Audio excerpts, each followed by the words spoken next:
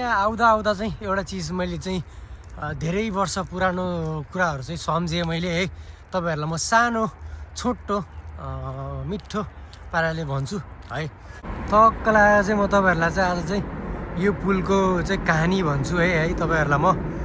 आज चाहिँ म तपाईँहरूलाई यो पुलको कहानी भन्छु, यो ड्रममा चढेर आएको कहानी भन्छु म तपाईँलाई। यो पुलमा आएपछि चाहिँ हामीलाई चाहिँ कहिलेकाहीँ चाहिँ जहिले यो पुल कट्थ्यो नि, हामी जब यो पुल कटेपछि चाहिँ हामीलाई ज्वरो आउला जस्तो हुने कि, ज्वरो आउला जस्तो टाउको दुखेको जस्तो फिल हुने कि।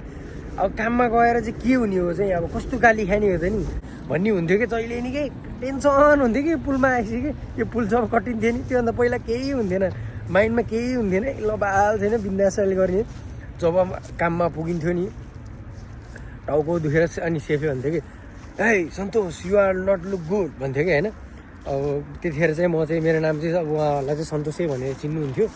अब सागर भनेर चिन्थेनन् मलाई चाहिँ है, सन्तोषै भन्थे। अनि म चाहिँ पुरा स्याड हुने, म मार्को दाई, हाम्रो सेङ्गिन दाई अनि अरू पनि साथीहरू हुनुहुन्थ्यो। अब साथीहरू चाहिँ कति साथीहरू चाहिँ हाम्रो इटली जानुभयो भागेर, कोही चाहिँ पोल्यान्ड जानुभयो। अब हामी चाहिँ यहीँ छौँ है। अब हामीलाई चाहिँ औडा हुन्थ्यो कि यस्तो हुन्थ्यो कि कस्तो हुन्थ्यो भन्दाखेरि कहिलेकाहीँ त हुन्छ नि डिप्रेसनमै होला जस्तो भन्ने कि बिचरा स्याङ्गी दाईहरूले, हाम्रो मार्को दाईले त भाइ यार डिप्रेसनै होला जस्तो हुन्छ, यो ठाउँ त लास्ट झुर हो भाइ यार भन्थ्यो कि होइन। जति काम गरे नि हुन्छ नि एप्रिसिएटै नगर्ने कि सेफले क्या, जति काम गरे नि एप्रिसिएट नगर्ने। अब ए मा नेपालीहरू त लास्ट दुम्बा हुन्छ, यो हुन्छ यस्तो हुन्छ भनेर लास्ट कुरा काट्ने कि तिनीहरूसँग के। अनि हामीसँग लास्ट रिसाउने के। स्पेसल्ली चाहिँ म र स्याङ्गी दाईसँग चाहिँ औडै रिसाउँथ्यो है। जे कुरा सकिए पनि अब तैँले लिएर आउनुपर्छ, तिमीले लिएर आउनुपर्छ भन्ने होइन। अनि डेन्जर। अब यहाँ चाहिँ अब हाम्रो नेपालमा जस्तो हुन्न नि त।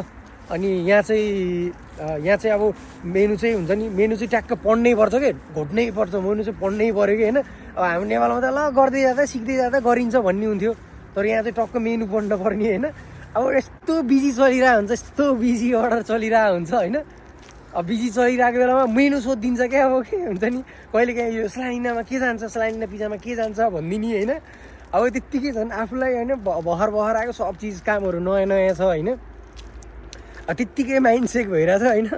त्यही बेलामा चाहिँ प्रायः मेनु सोधिदिने क्या हो कि, स्लाइना पिजामा के जान्छ भनिदिने, कहिलेकाहीँ चाहिँ अब पिलिदिने पानुचोमा के जान्छ भनिदिने होइन। यस्तो औडा गर्थ्यो कि यस्तो औडा गर्थ्यो होइन। अब यही कारणले गर्दा नि मेरो अघि मैले भनिसकेँ, हाम्रो साथीभाइहरू चाहिँ कतिजना चाहिँ भागेर इटली पनि गए, पोल्यान्ड पनि गए है। अब कतिजनाहरू चाहिँ काम पनि चेन्ज गरेर यहीँ बस्नुभएको छ।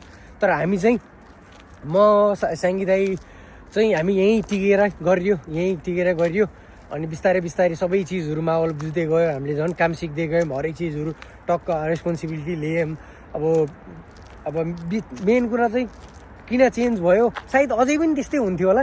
मेन कुरा चाहिँ जुन त्यो हिटलरवाला सेफ थियो नि, त्यो सेफले चाहिँ छोडेर जानुभयो क्या। अनि त्यसपछि चाहिँ हाम्रो सबै चिजहरू उसको जति पनि उसले रेस्पोन्सिबिलिटी जति पनि उसले लिन्थ्यो त्यो सबै हाम्रो काममा थपियो होइन। अनि त्यसपछि बिस्तारै सब चिज राम्रो हुँदै गयो। अहिले चाहिँ फार गुड दामी छ अहिले चाहिँ है। सिर्फ कहिलेकाहीँ चाहिँ अब यसमा कुरा मिल्दैन होइन, नत्र भने चाहिँ अरू कुरा सबै ठिक छ। पहिलाको कुरा हेर्दाखेरि त कहाँ तपाईँको खाइ नि पिजै नखाइ नि पिजै, त्यही एउटा सुनका पिजा, ह्याम पिजा अनि ह्याम पिजा मात्रै खान पाउने होइन, नत्र अरू केही खान नपाउने। एकचोटि चाहिँ म र मार्को दाई भएर चाहिँ ठ्याक्क के भन्छ अरे यो हाम्रो एउटा सस छ क्या पेस्तो सस भन्ने, ट्याक्क पेस्तो सस हालेर खाइरहेको थियौँ होइन। अनि ठ्याक्क मैले भइसकेको थिएँ। अनि मार्को दाई चाहिँ खाँदै हुनुहुन्थ्यो होइन। मार्को दाईलाई आएर पुरा त्यो सेफली त के you gonna pay this you know how much it's cost 5 euro you're gonna pay। अब हामीलाई त त्यतिखेर त अब हामी भर्खर आएको होइन। अब 5 युरो भनेको त हाम्रो लागि त धेरै हो नि त। अब 5 युरो भनेको त 800-900 रुपियाँ हो है। अब एउटा थोरै खाएकोलाई 800-900 भनेको त अनि कहाँ हुन्छ त नि होइन। हामी त अब 800-900मा त 2 थाल थकाली बजाउने मान्छे होइन। अब 150 रुपियाँ थकेपछि त होइन त्यस्तो हुन्थ्यो, लास हुन्थ्यो। दुःख भयो भनेर चाहिँ कहिले पनि काम चेन्ज गरेर भागेर चाहिँ नहिँड्नु होला। त्यो सबैलाई त्यस्तै हुन्छ, हामीलाई पनि त्यस्तै हुन्थ्यो। हामी पनि धेरैचोटि कतिचोटि मनी स्पेन जानु पर्ला, घरि इटली जानु पर्ला, घरि पोल्यान्ड जानु पर्ला भन्ने मेरो माइन्डमा हुन्थ्यो है। सोचे जस्तो केही छैन। तर त्यही भएर चाहिँ जुन ठाउँमा आउनुभएको छ त्यही ठाउँमा चाहिँ टिकेर राम्रोसँग गर्नु होला। मिनिमम 6 महिना चाहिँ गर्नैपर्छ तपाईँहरूले, राम्रोसँग 6 महिना गर्नु होला। सकेसम्म चाहिँ एउटै ठाउँमा चाहिँ लामो समय गर्नुभयो भने तपाईँको लागि चाहिँ स्टार्टिङमा चाहिँ तपाईँहरूलाई धेरै दुःख हुन्छ, कति कुराहरू म्यानेज हुन गाह्रो हुन्छ। त्यही भएर चाहिँ कहिले पनि प्रब्लमसँग चाहिँ कहिले गिभअप नगर्नु होला, लड्नु होला। प्रब्लमसँग कहिले पनि गिभअप गर्नुहुन्न, लड्नुपर्छ। गर्दै जानु राम्रो हुन्छ अनि बल्ल हुन्छ। किनकि जहाँ गए पनि हामी कामै गर्ने हो, किनकि यता गयो भने कामै गर्ने हो, उता गयो भने कामै गर्ने हो। हामी मेन कुरा भनेको कामै गर्न आएको। त्यही भएर चाहिँ काम चेन्ज गरेरै नगर्नु होला। एउटै ठाउँमा राम्रोसँग टिकेर गर्नुभयो भने चाहिँ तपाईँहरूको फ्युचरको लागि पनि राम्रो हुन्छ, हरेक चिजको लागि राम्रो हुन्छ। मेन कुरा भनेको चाहिँ जति ठाउँमा जानुभयो, जतिवटा काम चेन्ज गर्नुभयो, त्यतिवटा काम चाहिँ फेरि सुरुदेखि तपाईँहरूलाई सिक्नुपर्छ। जुन ठाउँमा आउनुभयो त्यही ठाउँमा गरिरहनु भयो भने चाहिँ तपाईँहरूलाई बिस्तारै 1 दिन लाग्ला, 2 दिन लाग्ला, 1 महिना, 2 महिना, 1 वर्ष लाग्छ। 1 वर्षपछि, 1.5 वर्षपछि राम्रो हुँदै जान्छ तपाईँहरूलाई। अनि मेन कुरा भनेको साहुहरूले तपाईँलाई विश्वास गर्दै जान्छ, यो त मसँग लामो समयसँगदेखि बसेको हो भनेर चाहिँ तपाईँहरूलाई विश्वास गर्दै जान्छ साहुहरूले। अनि बल्ल तपाईँहरूले चाहिँ राम्रो गर्न सक्नुहुन्छ। त्यही भएर चाहिँ आउने बित्तिकै चाहिँ नातिनु होला, म यहाँ जान्छु त्यहाँ जान्छु अनि स्यालेरी थोरै भयो भनेर चेन्ज गरि नहाल्नु होला। पैसा भन्ने चिज बिस्तारै भइहाल्छ। त्यही भएर चाहिँ आत्तिनु चाहिँ आवर भनेको चाहिँ यहाँ चाहिँ सधैँ 8 घन्टा हो, एभ्री डे 8 घन्टा हुन्छ। हप्तामा छुट्टी भयो नि हाल्छ यहाँ चाहिँ होइन। अनि टक्क लाएर चाहिँ तपाईँलाई यिनीहरूले तपाईँलाई काममा एप्रिसिएट गरेको छ। अब तपाईँको भनौँ न duty hour every day 8 hour छ, हप्तामा छुट्टी पाइरहेको छ भने चाहिँ त्यो ठिकै हो। अगुमेन्टेसन प्रोभाइड गर्नु पऱ्यो, किनकि तपाईँको 8 घन्टाभन्दा एक्स्ट्रा चाहिँ सकेसम्म नगर्नु होला। किनकि तपाईँको हेल्थ पनि सबैभन्दा ठुलो कुरा हो नि त।